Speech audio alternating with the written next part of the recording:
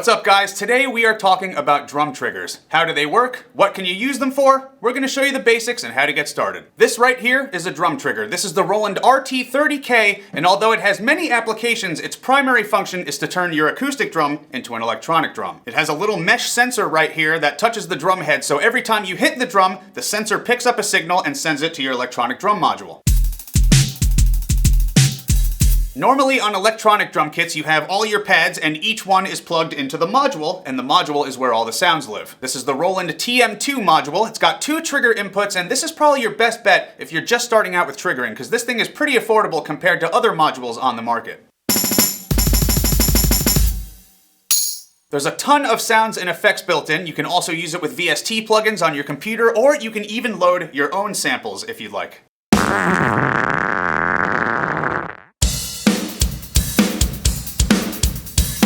Okay, I'm sure some of you are wondering right now, why even use triggers? What's the point? Reason number 1, it gives you more consistency and clarity. If you've ever played at a local venue or even a rehearsal space with your band, we all know that the sound systems can sometimes be a little bit, poopy.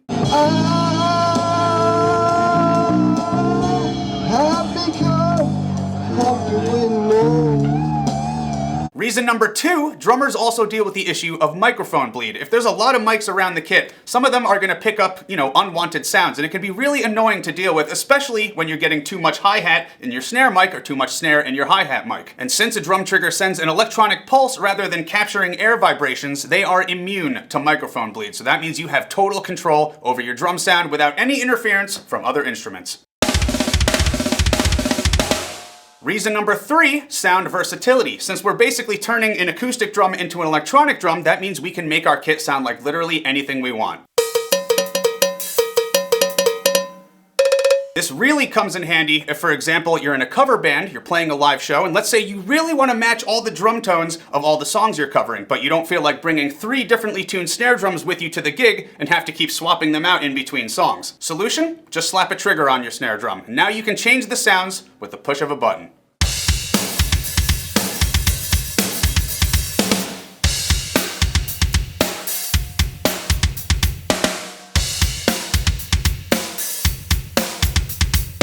Reason number 4, and this is probably the most common reason drummers use triggers: extreme speed, heavy metal.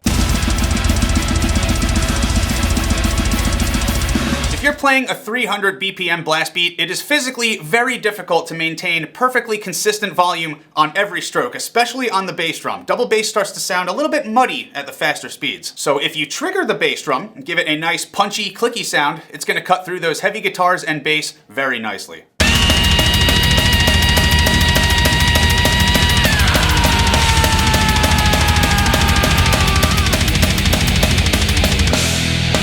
Reason number 5, triggers can give you more stamina. That's what she said. Oh, no, not that. Just come on, you guys. Since we can calibrate the triggers to be very sensitive, that means you don't have to slam down on the pedal as hard as you can. You can raise the sensitivity on the module and give yourself a little more endurance.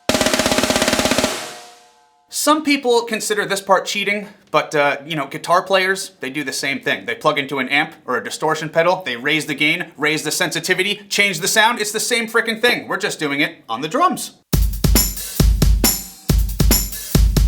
So we've got the RT-30K attached to the rim of the kick drum so the sensor is touching the head, and you can use the cable that comes with the trigger to connect it to the module. Like I've done here, I connected it to trigger input 1. So now when we hit the bass drum,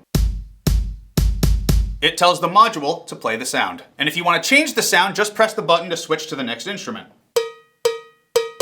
Pretty cool, eh? There's actually over 100 drum and percussion sounds in this module, but if for some reason that's not enough, you can use a MIDI cable to connect the module to your computer, so you can use Easy Drummer, Mixwave, any of your favorite sample plugins.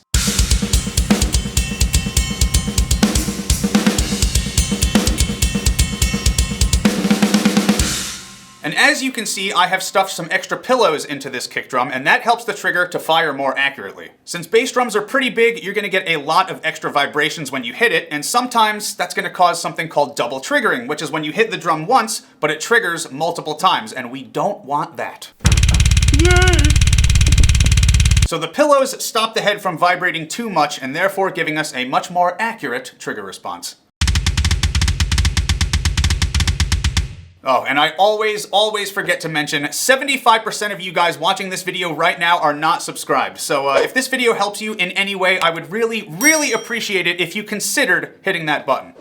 Sex. If we want to go one step further and utilize that second input on the TM2, the next drum I would personally trigger is the snare drum, because why the hell not? The snare trigger goes on just like the kick, just make sure the sensor is touching the head and then screw it onto the rim. This one is the RT-30HR, which is a dual zone trigger, so it lets you trigger the rim and the head of the drum separately, which is pretty awesome.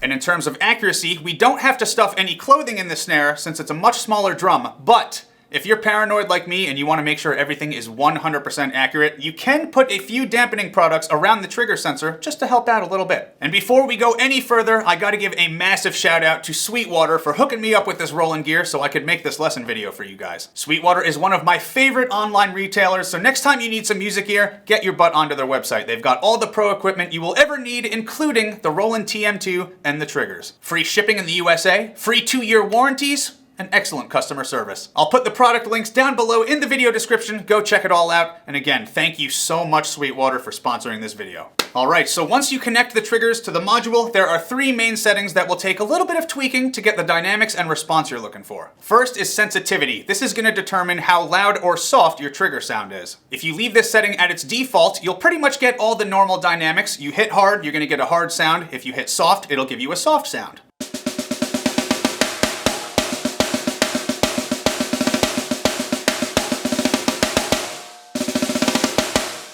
But a higher sensitivity will give you a much louder sound even if you play really soft. So this is where most of the death metal drummers who trigger the kick will crank up the sensitivity quite a bit.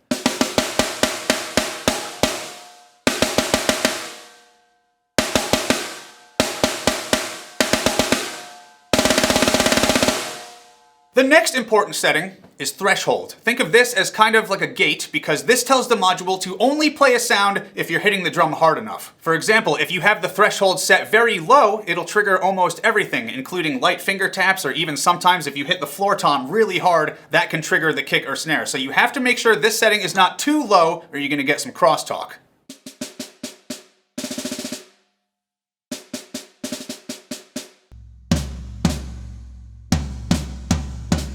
On the other hand, if you have a high threshold setting, the module is going to require a much harder strike just to get any sound at all. So if you want to use it just for the really hard hits, you can do that, but if the threshold is too high, it'll ignore all the ghost notes entirely.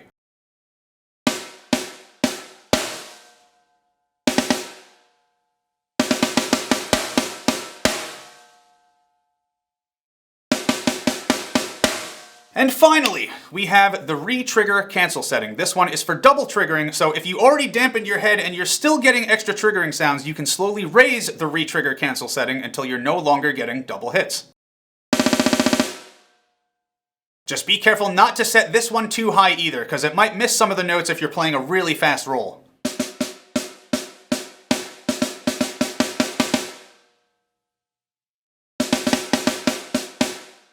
So take a little bit of time, mess around with those settings. It will take some experimentation to dial in the sound you're looking for, but start with all the default settings. Don't just turn everything to max and hope for the best.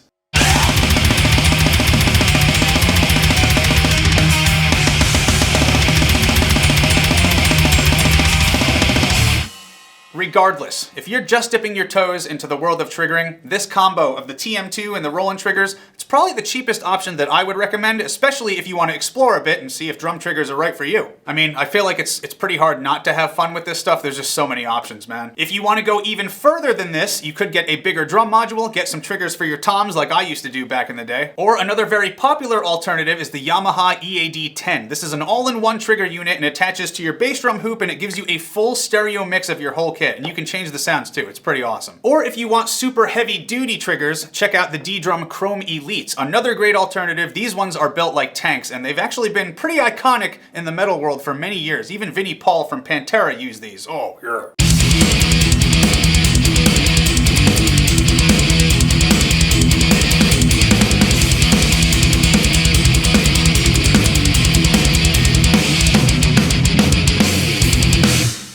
And there we have it. Drum triggers, ladies and gentlemen, one of the best and most affordable ways to get a great sound and actually be heard at your local gig where the sound guy doesn't know what the fuck he's doing. Remember, 75% of you watching this are not subscribed, so please hit that button. I'll give you a special Slurpee surprise.